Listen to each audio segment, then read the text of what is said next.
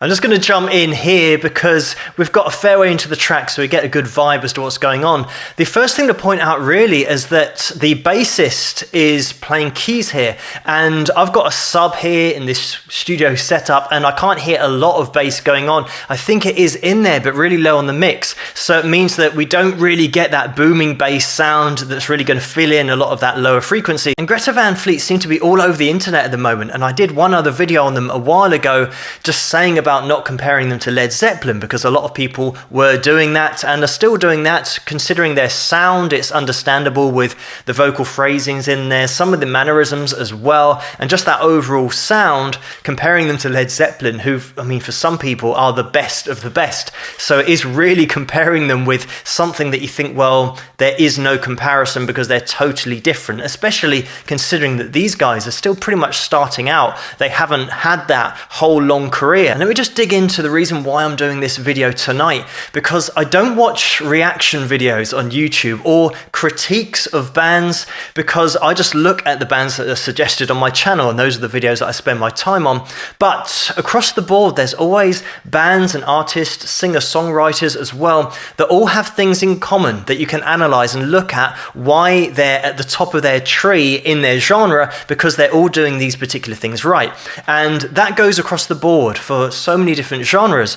But the reason that I'm doing this video tonight is, for some reason I got one of these reaction or critique videos suggested about Greta Van Fleet, just saying that, you know, here's a performance that isn't very good. And I don't think that this performance is all that bad. All things considered, the fact that we've got the bassist on keys, you can argue, well, who's now playing bass? And if there is a bassist playing, which I assume there had to be for this live performance just to get a nice full sound, on the TV mix, unfortunately, we don't hear it. It's really low if it is in there. So you're not really aware how tight the drums are with the bassist. And that's one of the things that might stand out if you haven't got a regular bass player who's part of the band normally playing and he's just sitting in. That can start to make it sound off, but we don't get to hear that because it's so low. And quickly getting back to the guy that I saw criticizing this performance and just laying into the band on every single element, I had a look at his channel just to check out his own performance level and his own maybe singing level, his guitar playing, if he did play the guitar,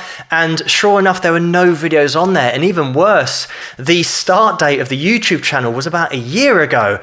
So this guy is giving his critical analysis of a band and saying they're not very good, but it's so hypocritical to not have something of your own level in which the viewers can now base your opinion on. They can give a certain credibility to your opinion based on what you've done in the past and your own ability level. And that's something that I make sure, even though I'm analyzing, I never criticize any bands on my channel. I just look at what they've got in common and why some bands are better than others. But I make sure on my channel that I've got all my original stuff. I've got an original album. I sing, I play guitar. I've been teaching guitar for 15 years professionally. I've got all covers as well of other people's songs. So you can hear me doing a version of somebody else's song to see how I fare doing that. So people, when they're watching my analysis videos, can have that baseline of my ability and then can base my opinion on what I'm looking at because they know where I am musically as a musician myself. So it is absolutely crazy to me for somebody to slag off a band who doesn't even play or sing or doesn't have any record of them doing it. Because how do you know that this is bad? Because you're not at that level. There's nothing that you can comprehend in this performance or criticize unless you've been there yourself. For example, having the experience of actually playing on TV to start with, but then also how the sound can change from what you hear on stage to then the TV mix, because it's always totally different to what you're hearing on stage. Same thing for venues when people say that a band have had a real nightmare. You don't know what it sounded like on stage, but you'd only understand that if you've been there yourself. It can be your opinion of what you like and what you don't like, in which case that's fine. I get people on my channel because I cover so many different genres of music, so many different players. There'll be some people that are subscribers that say, this isn't my kind of music, I'm not into it. But they don't say that they're rubbish because I'm analyzing the techniques and showing that actually these guys are technically great at playing the instrument and technically great at singing, but they can say it's not my thing, so I'm just going to leave it alone. Whereas to say it's not my thing and they're rubbish is just a crazy statement, because if they were rubbish, they wouldn't be there. They would have been found out. People aren't stupid. They would have realized that what they're listening to on their CD players is rubbish. They don't suddenly have an epiphany one day and think, oh God, I've been listening to this for 5 years and I've just realized they're rubbish. You know, it doesn't happen. There is something about that band that sets them apart. Songwriting ability, performance as well, technical ability. There are different elements, chemistry as well in bands. There are certainly elements that all the great bands have in common. What I would absolutely love is for one of these people that does criticize bands who are more famous and more well-known than they will ever be, is to get in touch with Saturday Night Live, for example, and say, well, if they're rubbish, what level are they aiming for that you can set? Because unless you can do it better yourself, you can't say that they're rubbish because you've got no experience of knowing what is good in the first place. Let's put Greta Van Fleet fans in the audience as well. So he's got to try and win them over with his own ability, because that is it. No musician ever goes on stage to intentionally play badly. Sometimes you will have a bad night. And again, something that these people will never comprehend is when you are touring, you can have 3, 4, 5, even 6 nights in a row playing an hour, 2 hours at a time every night. There is so much a chance of fatigue, even fatiguing your voice and just not being on it one night. It's just one of those things that happens live. But unless you've actually been in that situation, you never really get to understand it. So you can't really criticize it unless you've experienced it yourself. Let's crack on with this performance and the analysis of it afterwards as well.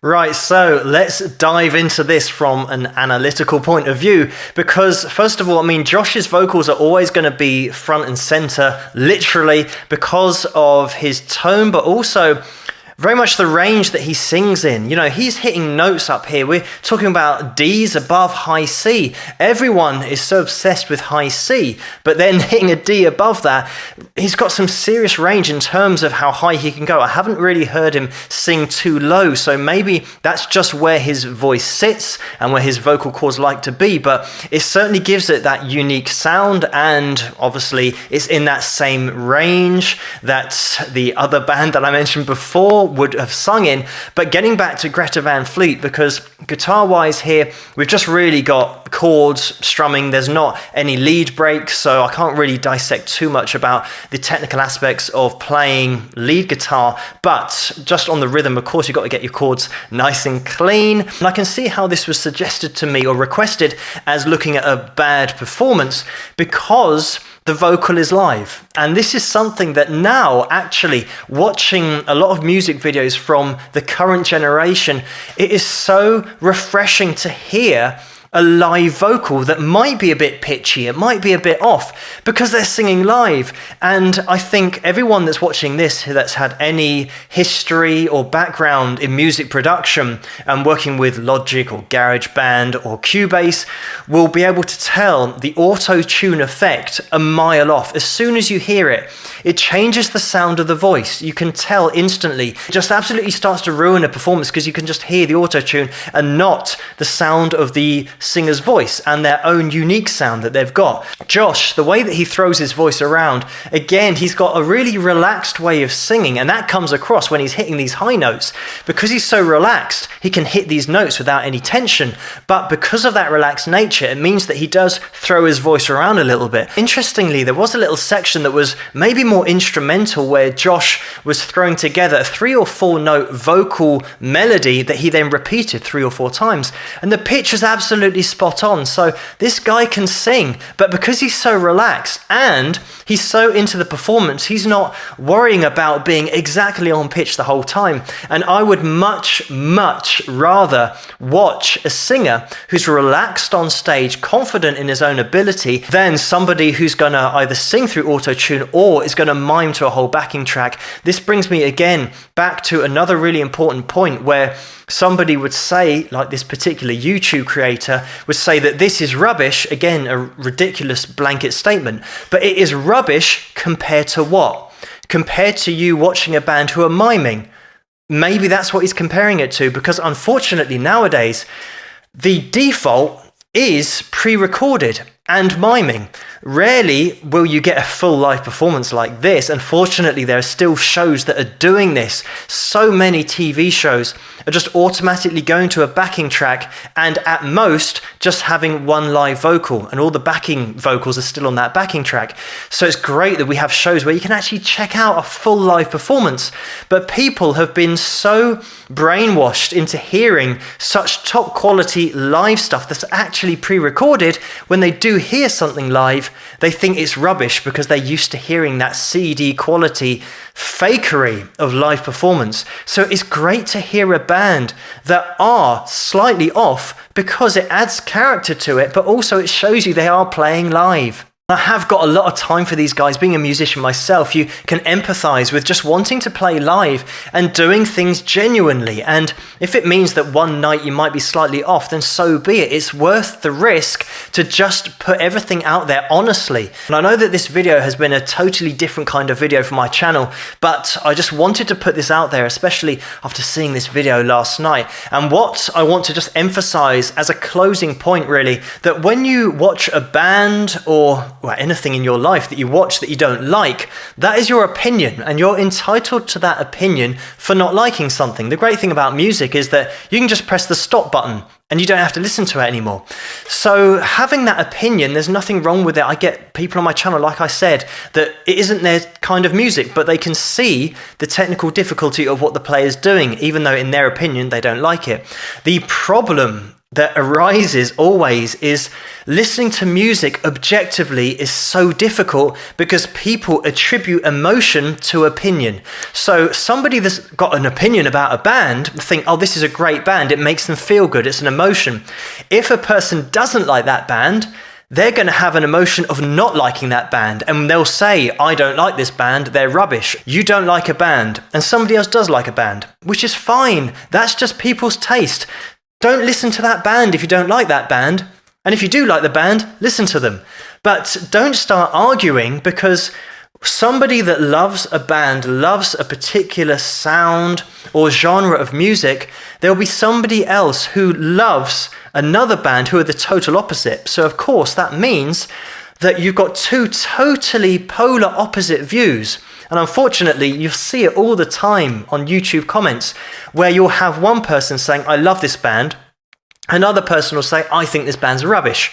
And because they're emotionally involved with what they're talking about, they now feel like they've got to argue. If you've got that attachment emotionally to it, when somebody disagrees with your opinion, you have an emotional reaction, which means that you get into that fight or flight stage where you either just don't comment anymore, but the problem with the internet, certainly, especially on YouTube and Facebook and Twitter, is that it is so easy to have the fight response because you're not looking at someone in the eyes. You are now going to be arguing in virtual space, so you're not actually going to get harmed. So it's a lot easier to fight. How many times have we seen it where somebody comments on a YouTube video and they say, I love this band, they're great. Straight underneath, somebody else comments saying, I hate this band, they're rubbish. And then that feed will go on for just an infinite amount of replies, response, and it gets into name calling because of the emotional attachment to your opinion.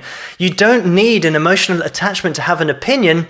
And the funniest thing that I've ever been told on the internet is that my opinion is wrong. An opinion is an opinion. It's not right, it's not wrong, but it's true to the person that holds it. And try not to have an emotional reaction when somebody disagrees. And just really see the good, if you are a musician specifically, if you're looking at other genres, other players, see the good in what they're doing and apply their strong points to your own music, because that will make you a better performer, a better all-round artist, better songwriter, just everything. I had to do this video, especially after having seen that video last night, which I think was just unduly harsh and didn't really have a platform to be able to criticize in any way, shape or form a band that are at a professional level when the person criticizing it doesn't even play or sing. But anyway, thank you so much for tuning in. I hope you like this. Let me know what you guys think. If you did like this video, please give it a thumbs up and subscribe. And I'll see you guys at the next one. Rock!